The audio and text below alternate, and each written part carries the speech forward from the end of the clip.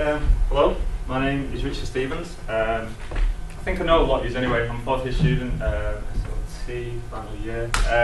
So I've asked to speak to you today just about my experience, really, my experience as a person who stammers, and kind of something which is very kind of dear to me, and can't say which I've been involved with for a couple of years now. But prior to me starting, it's just the views that I'm going to express are my views, based on my experiences, around the people I've been fortunate to spend time with, my own experiences. I'll probably come out with some pretty good quotes which I'll attach to say, so I'm not taking any credit for that. But if anyone's got any questions, you can ask me as I'm doing the presentation, you can ask me after the presentation, and any questions at all, just don't be scared to ask me. You know, any questions about stammering, stuttering, about kind of my experience or things I'm going to say. Because you've got an opportunity now to talk to someone, you know, who's stammered all their life, basically.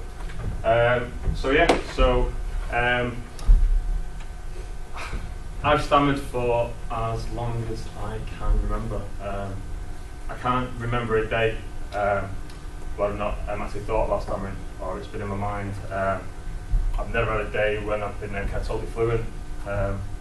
As a kid, it was a bit strange. My earliest NCAM memory, I don't know, it's changed over the years as you change your memories, but my earliest NCAM memory was probably in class. Tried to answer a question and my words would just not come out. It was strange. It was like I was stuck. Yeah, like I remember, a question came up, raised my hand, and I just couldn't say. I just couldn't say what I wanted to say. And I knew a few stares, and the teacher kind of brushed it off. They moved on to someone else, and that was a precedent, really. That was a precedent for a lot of my early school life. You know, it was kind of like the iceberg kind of model. You know, when you see it, and you see like all the kind of shame and guilt and the frustration underneath, really. So school was quite, it was quite tough. Like I never got any kind of bullied. I was quite fortunate, really. But Dad always taught me, anyone bullies you, not to hit them, but you know, just to not let people out, you know, kind of get away with it. And I was very fortunate because my friends were very, well, like as understanding as you can be. You know, as a kid, they took the mick, well, I took the mick out of them.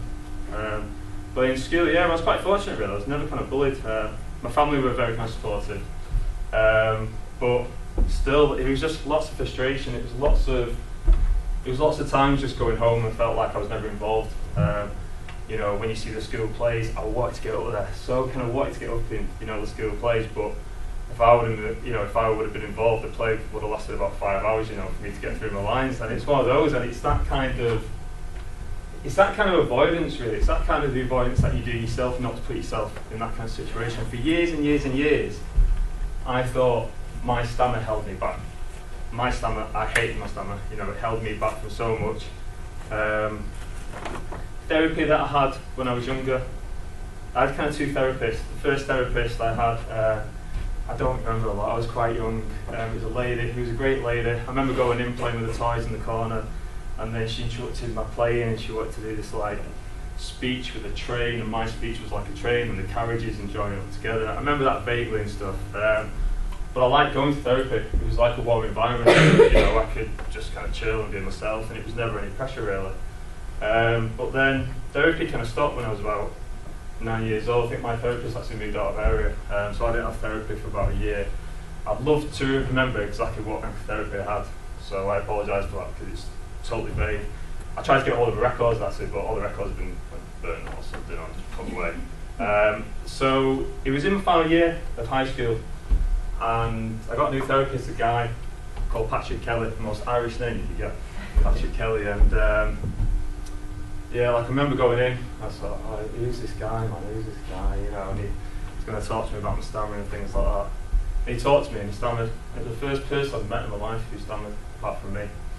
And that was quite a powerful moment for me. It's quite a powerful moment. We didn't do any kind of therapy, you know, in terms of like the kind of fluency shaping techniques and things like that. We just spoke about having a stammer, and yeah, it was cool. It was cool in the final year. Primary school, we talked about the transition into high school, because obviously everyone in primary school, they knew me. They were kind of sensitive. There were some people who were sensitive, some people weren't. But then going to high school, it was like, wow, all these new people, I'm going to have to introduce myself again. who aren't going to know that I've got a stammer. So we spoke about that quite a lot, and he informed me about this camp in the summer. And there was a camp in the summer. It was just up in Bury. It was in Bury College, and it was like a day thing for the period of a week. And he said, "Do you fancy going?" I was like, "Yeah, come on, is it in the summer?" I was like, "Oh, I don't know." Because all my friends are going to like a football camp. So he mentioned it. I think it was probably in the April time. He told my parents, and I forgot about it. I'm 10 years old. You know, I just want to. I'm looking forward to the summer, playing with my friends and all this. And I remember about 3 weeks into the summer holiday, my dad said, "And you're going to camp on Monday." And all my friends were talking about a football camp. So I was like, "Oh yeah, great." I remember going down in a football game in the morning, and my dad, I think he'd done a night shift, so he was quite tired. He took me in the car, and as we're driving, he goes, "Oh, can you get your football kit on?" I thought, "I'm going to football camp." No. I was like, "What? Where are we going here?" And it was at the same place where the football camp was for Bury College, because they have all the football pitches. I remember going in, and all my friends are getting out of the cars and going to the football camp, and I'm there in football gear. And I go into this room with like 5 other kids, and I'm thinking, "Oh, this is going to be horrible." And for a week, it was a life-changing experience. I met other kids who stammered, and that was so strong for me to see just other kids who stammered. We went out and we were going to cinema, to restaurants, ordering food, stammering no matter what, and it was cool because there was lots of us, and there was still that kind of like, you know, it was still that embarrassment and that shame was still there because it's not going to go. But and kind of being around other kids, and we did some fluent shaping techniques, but it was more about talking. It was just kids, just being kids, and just having a good time in the week, going to the pictures, you know, just chilling with each other. And it's a shame I never stayed in contact with those guys, because all the records have gone obviously, but it's a shame really. So that group for me, and kind of did a lot for me, did a lot for my kind of confidence with having a stammer. And then you go into high school, and there's all those pressures there, but my stammer improved, because as a kid it was quite strong, but then it improved, and like it wasn't as strong as I got older, but still I moved into that covert stage then, you know, I moved into that covert stage where, you know, I had so many tricks I could avoid the circumstances. I had so many tricks there, so I knew if I was going, well, I'd anticipate if I was going to stammer about 3 sentences ahead. So I was like a secret agent, I was like James Bond, seriously, I was that good. Kind of covert people are, because if our kind of stammer is not that overt, we can be covert, we can hide it so well, and that's what I did.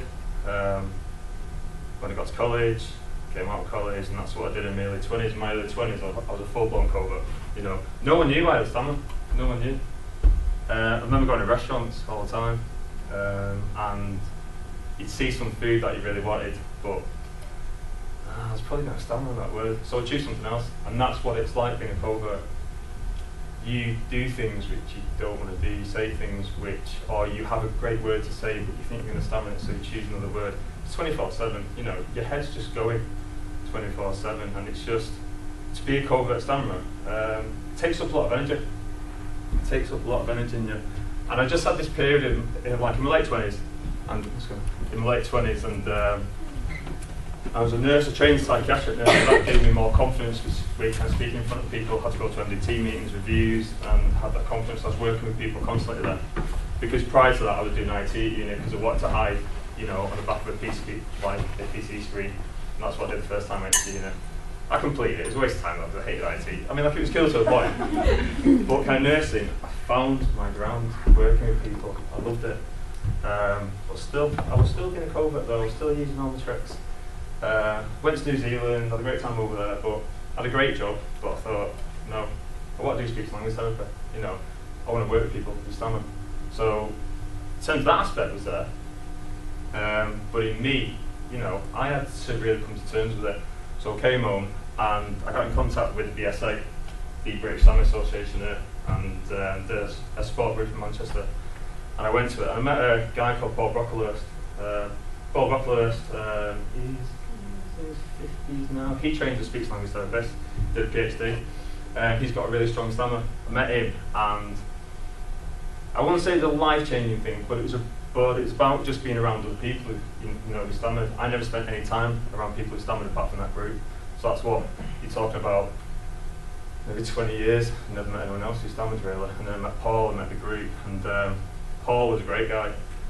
spent a lot of time talking to Paul, and Paul shared a lot of his experience with me. Paul's, you know, he's still got a very strong stammer. He does all these talks, he's done all these kind of studies. He told me he got his job in his early 20s as a door-to-door salesman with a strong stammer. I thought, I'm tapped to you to do that. But it was that exposure, it's a desensitisation to it, and his confidence just grew and grew and grew. He did speech language therapy. Speech language therapist thought, well, you know, and people who stammer can do that. Because I had a belief that, you know, that people who stammer that they couldn't, or I couldn't. So I met Paul, had confidence. Then over the past kind of few years, applied to the course, got the course, and yeah, my confidence has grown and grown. I talk about my stammer. I don't go out kind of from the cliff tops and say, oh, I have a stammer and all this stuff, but I'm very open to it. I will talk about it if people want to talk to me about it. It doesn't tend to have control over me, you know. And kind of what I said was my stammer stopped me from doing a lot of things. No, it was me who stopped myself. My stammer is part of me, you know, and it was me who stopped myself. It was probably me and the stigma and the beliefs of other people and the attitudes that stopped me from being me, not my stammer. So a few years back, so I was here as a student. I was cool. I was so happy. I was here. Speech language therapy. We're doing it, and I thought I've got a lot of time off in the summer, you know. So in the past I've done lots of volunteer stuff, but I've never done anything like this. So I got in contact with Camp Say. So I found Camp Say on the website, and I was going through all these camps in America, and Camp Say just kind of threw out to me straight away. So Camp Say was founded by Taro Alexander in 2001. So Taro is a great guy. Taro, he's a person who stammers. He's a writer, director. He's an actor, he's a teacher.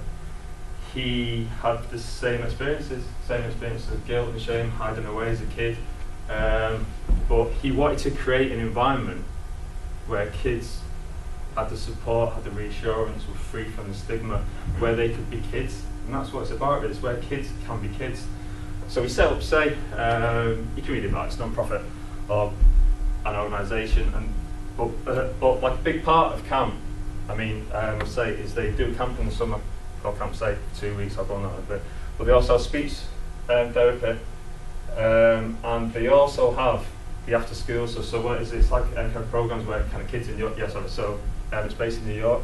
It's where kind of kids will come and where they kind of write and direct their own plays. So it's like an 8-week program, and it goes throughout all year round. And it's just basically just getting the kids, you know, if they want to kind of get up and perform. But it's just that, but it's building that confidence. But the main thing is being around other people who stammer. So they do a camp in the summer. So visiting. I won't get into it. They're all great people. They're all awesome. I could talk about it, but that is the spine of Say. They have a few kind of manifestos, but I think what's quite important, what I find, is that in here, there's no kind of mention of stammering or stuttering. You know, it's about, the ability to say, you know, kind of what's in your heart and what's in your mind and being able to say it. There's no mention there of stammering or stuttering at all. There is at the top, obviously, but not there. I think you can apply that to so many aspects in life, so many children, so many adults. It's quite powerful. And for children to read that, for parents to read that, where they've been told that, your voice is important or you need to change your voice. I think that's quite a powerful statement to make.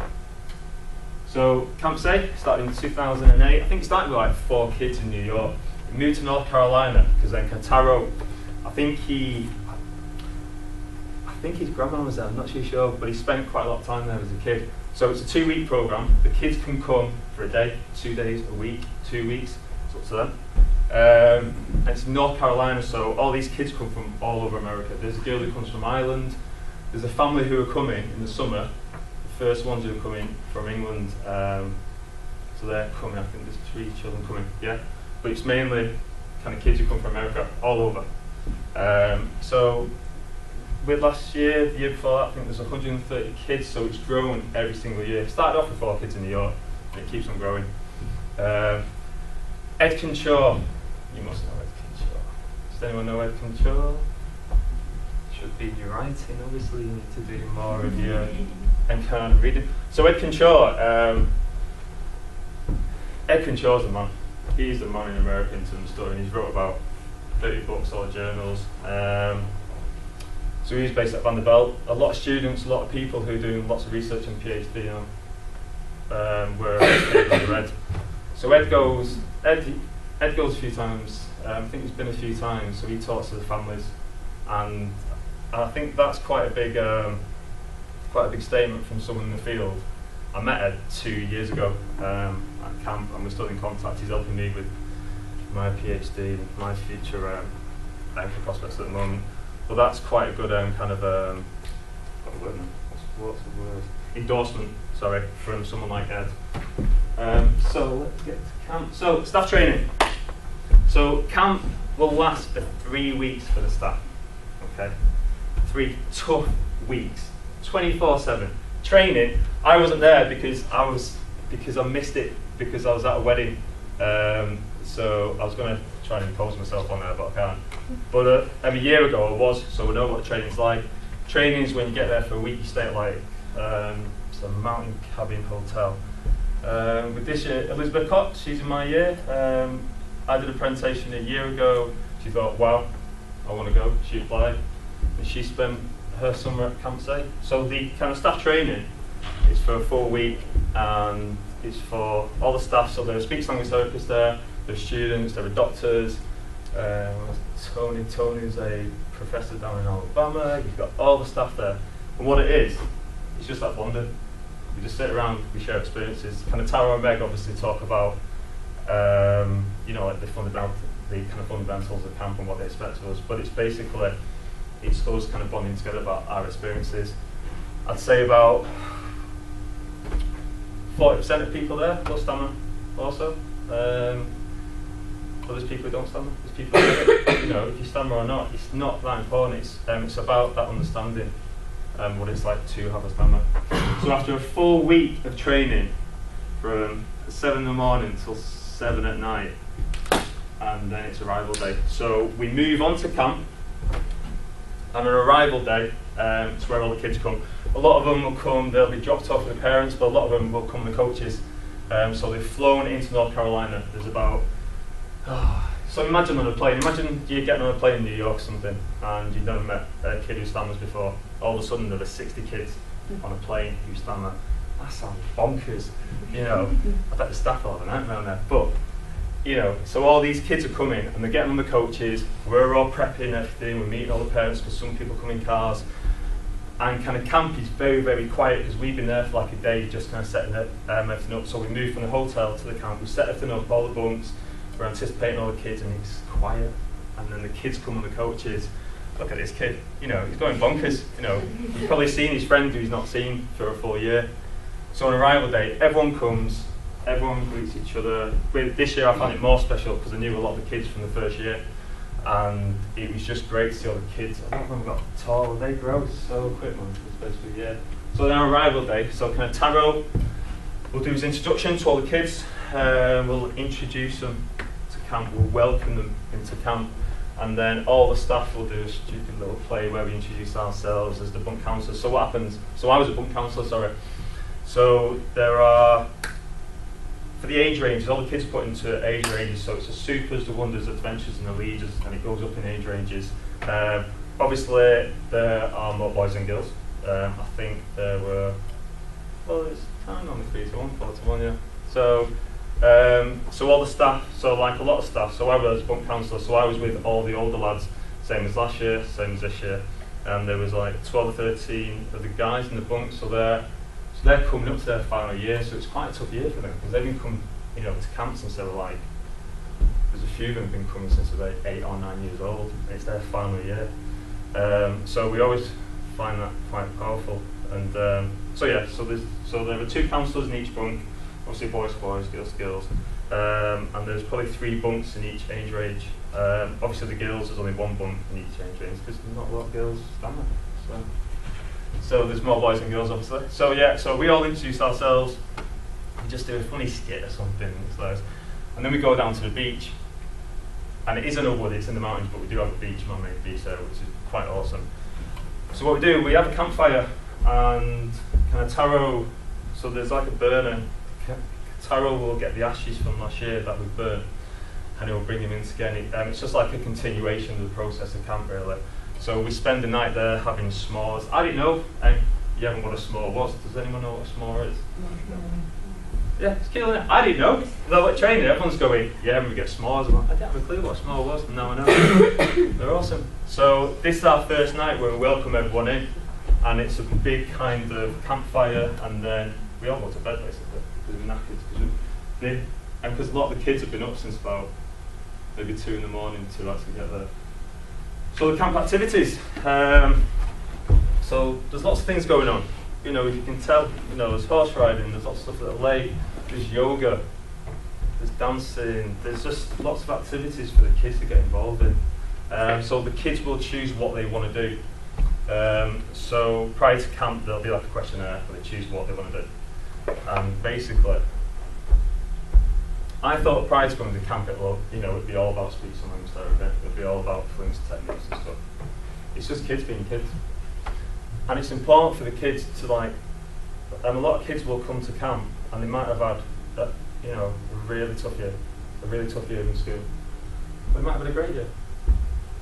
But to come in that environment where they can just come and be themselves and to just, and to talk, and if they stutter, it's good. On arrival day, it's quite interesting really. You see all these children coming with lots of different stammers and stutters. Because everyone's unique, everyone is so individual. And it's a beautiful thing to see and to hear, and it sounds weird that, because, with me personally, I was always, through stigma and stuff, your stammer needs to be fixed, your stammer's this, your stammer's that. But to see these kids come to just be themselves, it's a beautiful thing to see. And an experience I had with a child. So I think we'd come from the climbing wall and we were going for some food in a dining hall. And it's about a 2-minute walk. No, let's say a 2-minute walk. And he found out I was from here in Manchester, and we spent a couple of days. And all he wanted to do was ask me what the weather was like in Manchester. Now, this kid, I'm not going to say anything, but this kid had a very strong stammer. He had all the head jerks. He had all the tapping on the leg, and it was a very strong stammer. And all he wanted to do was ask me what the weather was like. And we walked from the climbing wall to the dining area. It was a 2-minute walk. People were going past saying hi, strong stammer, you can see it. On the street, you get lots of kind of looks and reactions. And he had the time to say it, no interruptions, no nothing. He had the time to say it. And when he asked me what the weather was like, I said, yeah, it rains all the time. He goes, oh, I don't want to live there. See you later, Rich. And he went and had, his lunch, and that was it. And that was quite powerful for me to say, and see. And it wasn't a sympathy thing. It was just that environment at camp. He had the time to say what he wanted to say, and it was a beautiful thing to see and experience, really. So the Confident Anchor Voices program. So you have all the activities in camp. Then all the kids are attached to the Voices program, and it goes into age range. So I was a teaching artist as well. I thought I was going to be doing the football or soccer. I hate saying soccer, sorry. So the football. I thought I'd be doing the football, but they asked me to do this because I have no experience of acting or singing or directing at all.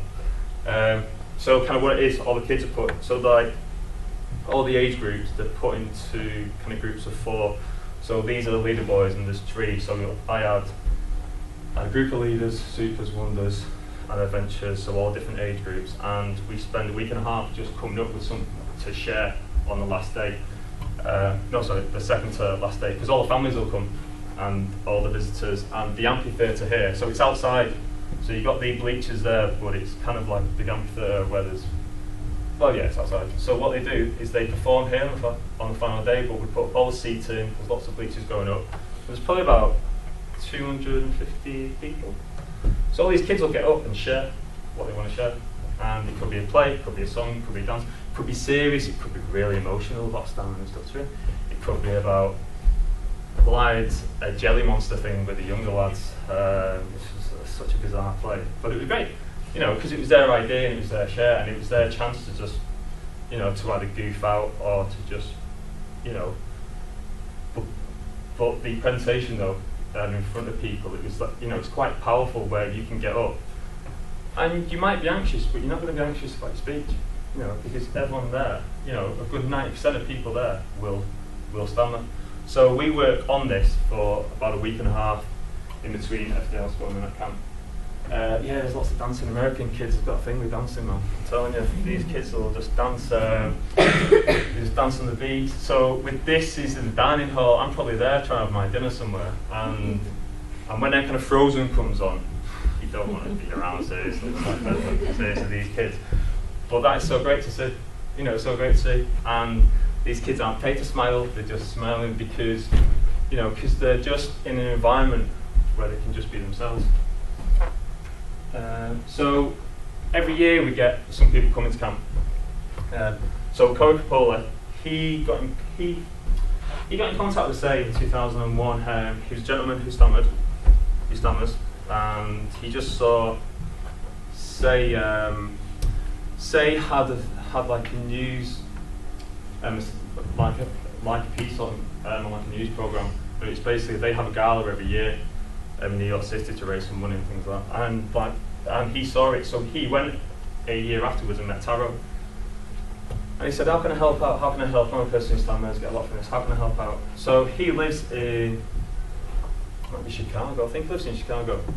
And he cycles down 720 miles. I think he leaves, I don't know, he must leave a long time ago. I think he leaves 2 weeks prior to camp. And he cycles down. So every day all the kids get an update. And we send him a thing on the phone saying, go, Corey, go. And I don't know if he gets it or not, but, it's just. And then eventually he arrives at camp and everyone's so excited.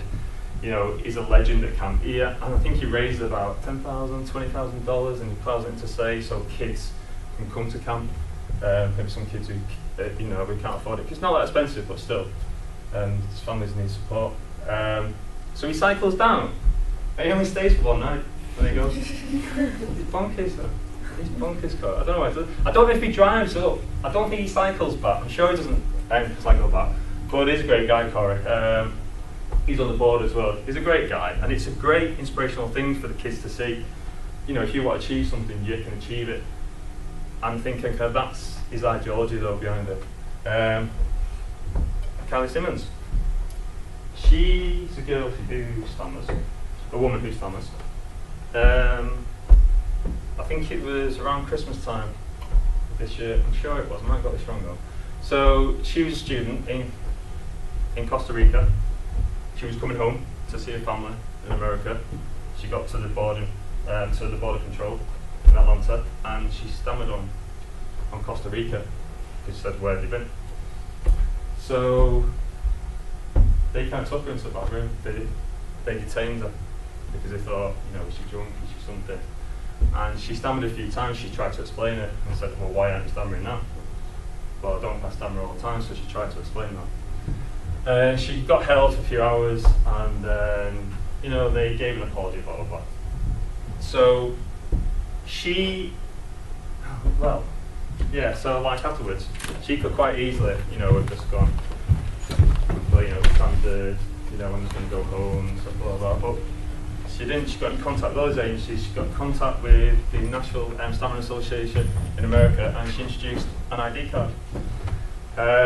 So when people are having any problems with border control, people are a bit ignorant, you can just show your ID card.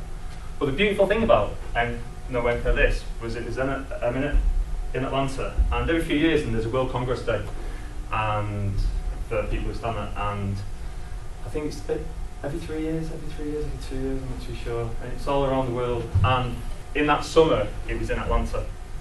So in that summer, thousands and thousands and thousands of people who stammered came through that border control.